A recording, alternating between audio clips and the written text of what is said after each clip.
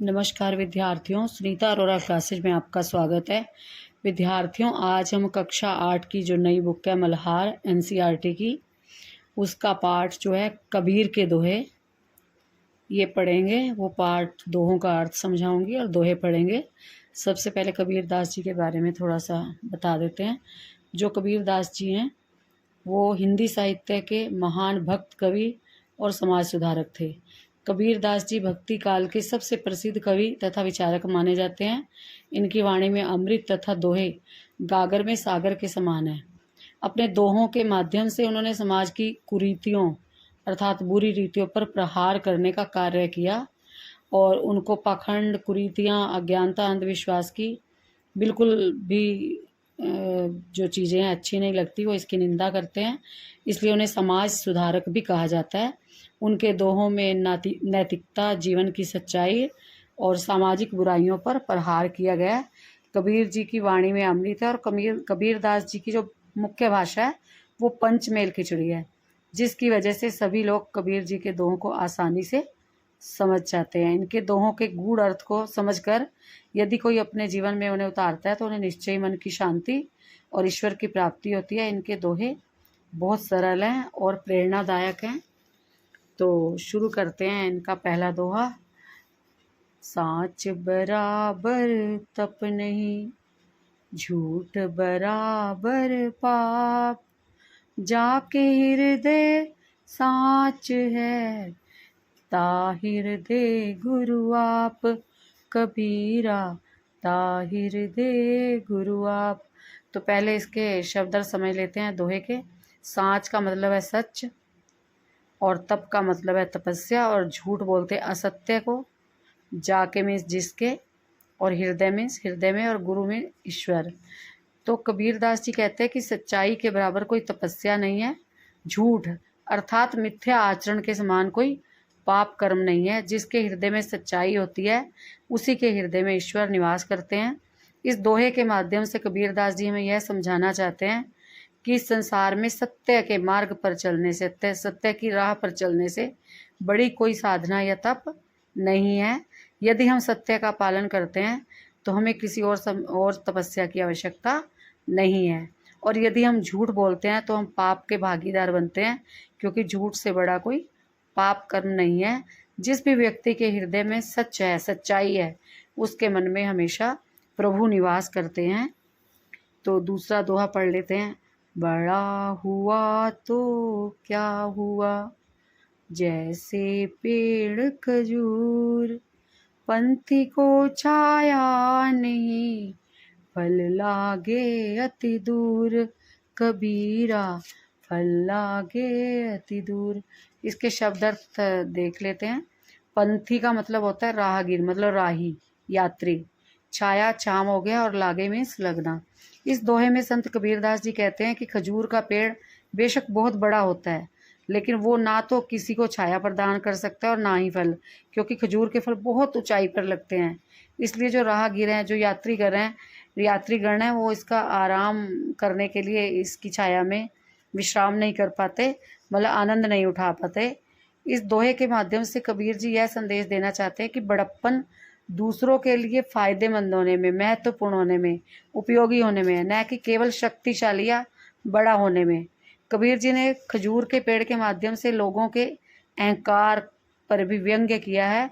उनका मानना है कि यदि आप बड़े बन भी गए किंतु आपके अंदर विनम्रता नहीं है, आप किसी काम के नहीं हो, तो आपका बड़प्पन व्यर्थ है, अर्थात आप किसी के काम नहीं आ रहे हो। यदि समाज में आप अपने पद के कारण ऊंचे हैं लेकिन दूसरों की सहायता के काबिल नहीं हैं, तो आपका ऊंचा होना बेकार है, व्यर्थ है।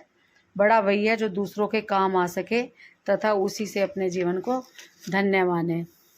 तो इसका अगला हम पढ़ लेते हैं। अगले दोहे में कबीर दास जी ने गुरु और ईश्वर की महिमा का वर्णन किया है। कबीर दास जी कहते हैं कि गुरु गोविंद दो खड़े, काके लागो पाए, बलिहारी गुरु आपने, गोविंद दियो बताए। कबीरा गोविंद दियो बताए। गुरु वह है जो ज्ञान दे, शिक्षक अर्थात, और गोविंद बोलते हैं ईश्वर को, और बेलहारी प्रेम या भक्ति के कारण न्योछावर हो जाना। कवि कहते हैं कि गुरु और गोविंद दोनों ही मेरे सामने खड़े हैं। ऐसी स्थिति में, ऐसी परिस्थिति में मुझे किसे पहले प्रणाम करना चाहिए, गुरु को या गोविंद को, अर्थात भगवान को या गुरु को। तो ऐसी स्थिति में गुरु के श्री चरणों में पहले शीश झुकाना ज़्यादा उत्तम है, ज़्यादा श्रेष्ठ है, क्योंकि मेरे गुरु ने ही मुझे गोविंद से मिलने का मार्ग बताया है। उन्होंने ही भगवान से मिलाया है। गुरु ने ही मुझे ईश्वर तक पहुंचने का ज्ञान प्रदान किया है। इस दोहे में गुरु की महिमा का वर्णन किया गया, और अगर गुरु प्राप्ति हो जाए तो ईश्वर की प्राप्ति सरल हो जाती है। अगला पढ़ लेते हैं। अति का भला न बोलना, अति का भला न चूक, अति का भला न बरसना, अति की भली न धूप। कबीरा अति की भली न धूप। अति मीन्स होता है बहुत ज़्यादा, चूप मीन्स होता है चुप रहना। और कबीरदास जी कहते हैं कि इंसान को ना तो बहुत अधिक बोलना चाहिए और ना ही पूरी तरह से चुप रहना चाहिए। अर्थात अति तो हर चीज़ की बुरी होती है, जैसे ना तो ज़्यादा बारिश अच्छी होती है और ना ही ज़्यादा धूप। कवि का मानना है कि लगातार बोलने से बातों का असर कम हो जाता है और बहुत ज़्यादा बोलने वाले व्यक्ति को नकारात्मक बना सकता है। इसी प्रकार अधिक चुप रहना भी सही नहीं है, इससे लोगों के साथ संवाद और समझ का अभाव हो सकता है। कबीर जी ने इस विचार को प्राकृतिक उदाहरणों के साथ समझाया है। वे कहते हैं कि बहुत ज़्यादा बरसात से फसलें नष्ट हो जाती हैं, ठीक वैसे ही अत्यधिक धूप से भी फसलों के लिए, अत्यधिक धूप भी जो है वो फसल के लिए नुकसानदायक होती है, हानिकारक होती है। तो इस दोहे में संतुलन की महत्ता पर जो है जोर दिया गया है। अगला पढ़ लेते हैं। कबीरदास जी ने वाणी की महिमा बताई है। ऐसी वाणी बोलिए मन का आपा खोए, ओरन को शीतल करे, आपहु शीतल होए। कबीरा आपहु शीतल होए। वाणी का मतलब होता है आवाज़, ध्वनि, शब्द जो मुख से निकलने वाले होते हैं। ओरन मतलब दूसरों को, शीतल मतलब शीतल, ठंडक एवं सुख पहुंचाने वाले। इस दोहे में संत कबीरदास जी कहते हैं कि हमें ऐसी वाणी बोलनी चाहिए जिसे सुनकर सब खुश हों, सबको अच्छा लगे, प्रिय लगे, तो सुनकर सामने वाले व्यक्ति को शांति मिले। ऐसी भाषा जो दूसरों को सुख पहुंचाती हो, हमारी वजह से किसी के मन को चोट ना पहुंचे, इसके साथ बोलने वाले को भी आनंद का अनुभव होता है। इसमें कवि ने मधुर वाणी के महत्व को दर्शाया है और उनका कहना है कि हमें ऐसी भाषा का प्रयोग करना चाहिए जो दूसरों के दिल को छू ले, जो दूसरों को प्रसन्नता प्रदान करे। और जब हम मीठी वाणी विनम्रता के साथ बोलते हैं तो हम न केवल सामने वाले का दिल जीतते हैं, बल्कि हमें स्वयं भी संतोष और आनंद की प्राप्ति होती है, आनंद का अनुभव करते हैं। तो अगला आप पढ़ लेते हैं दोहा। अगले दोहे को समझाती हूँ मैं अब।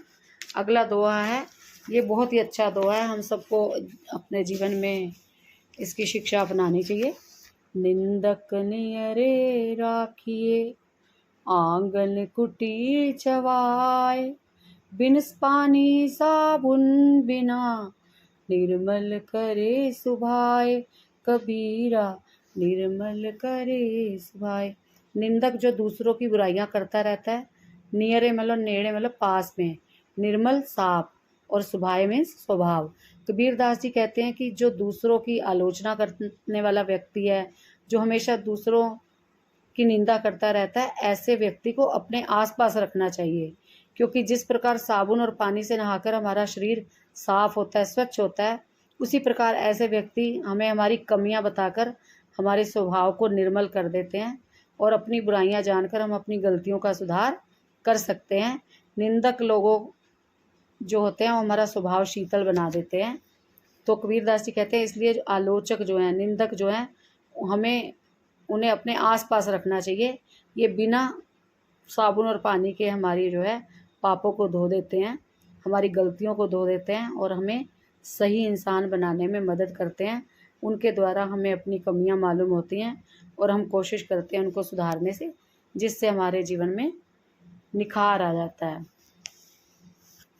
अगला दोहा पढ़ लेते हैं। साधु ऐसा चाहिए जैसा सूप सुभाए, सार सार को गही रही, थोथा दे उड़ाए। कबीरा थोथा दे उड़ाए। साधु का मतलब होता है संत या सज्जन व्यक्ति, और सूप होता है जो अनाज फटकने वाला होता है, साफ करने वाला होता है, उपकरण होता है, टूल होता है। और सार का मतलब होता है निचोड़, और गही मीन्स ग्रहण करना, थोथा मीन्स बुराई या अवगुण। तो इस दोहे में कबीरदास जी ने एक आदर्श साधु या सज्जन व्यक्ति का गुण बताते हुए उसे सूप के समान गुणों वाला, विशेषता वाला कहा है। वे कहते हैं कि जिस प्रकार सूप अनाज को झटक कर केवल उपयोगी मतलब अच्छी चीज को अपने अंदर रखता है और जो गंदगी होती है उसको उड़ा देता है, कबीरदास जी कहते हैं कि ठीक इसी तरह से जो सज्जन और साधु लोग होते हैं उन्हें भी ऐसा होना चाहिए कि उन्हें अपने जीवन में सार्थक और बहुमूल्य चीज़ों को, जो हमारे जीवन को सार्थक बनाए, ऐसी चीज़ों को अपनाना चाहिए, और जो बेकार और व्यर्थ और नकारात्मक चीज़ें हैं ऐसी चीज़ों को त्याग देना चाहिए, छोड़ देना चाहिए। कबीरदास जी कहते हैं कि सज्जन व्यक्ति को सद्गुणों को अपनाकर अवगुणों मतलब बुरी आदतों को, बुरे व्यसनों को छोड़ देना चाहिए। अगला पढ़ लेते हैं। कबीरा मन पंछी भया, भावई तवहाँ जाए, जो जैसी संगति करे, तो तैसा फल पाए। कबीरा तो तैसा फल पाए। पंछी मीन्स होता है पक्षी, तहवा मीन्स होता है वहाँ, और जाए मीन्स जाना। इस दोहे में कबीरदास जी कहते हैं कि मन एक पक्षी की तरह है, जहाँ उसे अच्छा लगता है वह वहीं चला जाता है, अर्थात मन बहुत चंचल है। यह जहाँ इसका मन होता है वहीं जाना चाहता है, जो चीज़ें इसे आकर्षित करती हैं उसी ओर चली जाता है। और हमें यह समझना चाहिए और मानना चाहिए कि हमारी संगति का, हमारी संगत कैसी है, इसका हमारे जीवन पर बहुत असर होता है। यदि हम बुरी संगति में रहेंगे तो हमारा मन भी बुराई की तरफ भागेगा और उसका फल भी हमें बुरा ही मिलेगा। इसलिए हमें हमेशा अच्छी संगति में रहने का प्रयास करना चाहिए, ताकि जो हमारा मन है वो सत्कर्मों की तरफ प्रेरित हो। अच्छी संगति में रहना चाहिए। कहा भी है ना, गुणा गुणज्ञेषु गुणा भवन्तु ते निर्गुण प्राप्य भवन्ति दोषा। जब हम किसी बुरी संगति में बैठते हैं तो हमारे गुण भी दोष बन जाते हैं। जिस प्रकार जो नदियों का मीठा पानी होता है समुद्र में मिलने पर पीने लायक नहीं रहता, तो हमें अपनी संगति को अच्छा रखना चाहिए। कबीरदास जी भी यही कह रहे हैं। और संगति का असर बहुत होता है जीवन पर। हम जैसी संगत में रहेंगे वैसा ही हमारा जीवन हो जाएगा। इसलिए हमें कोशिश करनी चाहिए कि हमारी संगत अच्छी हो। तो मैं आशा करती हूँ आपको ये जो दोहे हैं समझ में आ गए होंगे। एक बार इन दोहों को फिर से गा लेते हैं और आप इनको कंठस्थ करिए, याद करिए। तो शुरू करते हैं। पहला दोहा। साँच बराबर तप नहीं, झूठ बराबर पाप, जाके हृदय साँच है, ताके हृदय गुरु आप। कबीरा ताके हृदय गुरु आप, बड़ा हुआ तो क्या हुआ, जैसे पेड़ खजूर, पंथी को छाया नहीं, फल लागे अति दूर। कबीरा फल लागे अति दूर।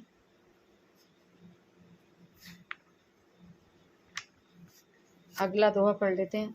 गुरु गोविंद दो खड़े, काके लागो पाए, बलिहारी गुरु आपने, गोविंद दियो बताए।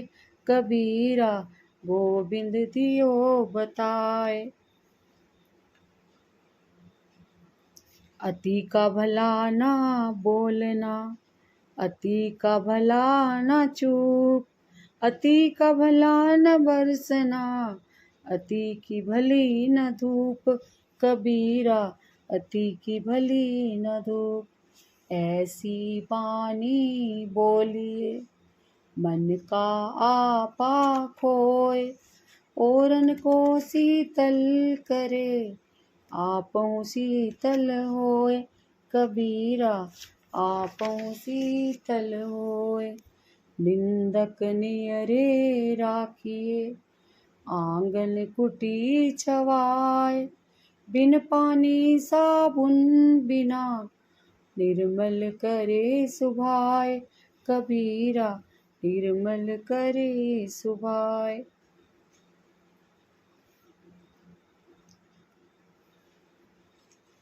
साधु ऐसा चाहिए, जैसा सूप सुभाए। सार सार को गही रहे, थोथा दे उड़ाए। कबीरा थोथा दे उड़ाए। कबीरा मन पंछी भया, भावे तहिवा तहवा जाए। जो जैसी संगति करे, सो तैसा फल पाए।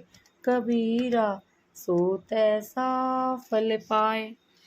धन्यवाद विद्यार्थियों। आशा करती हूँ आपको ये कबीर के दोहे समझ में आ गए होंगे। आप इन दोहों को कंठस्थ करें और इनसे अपने जीवन में प्रेरणा लें और इसको अपनाएं जीवन में, इसकी शिक्षा को। धन्यवाद।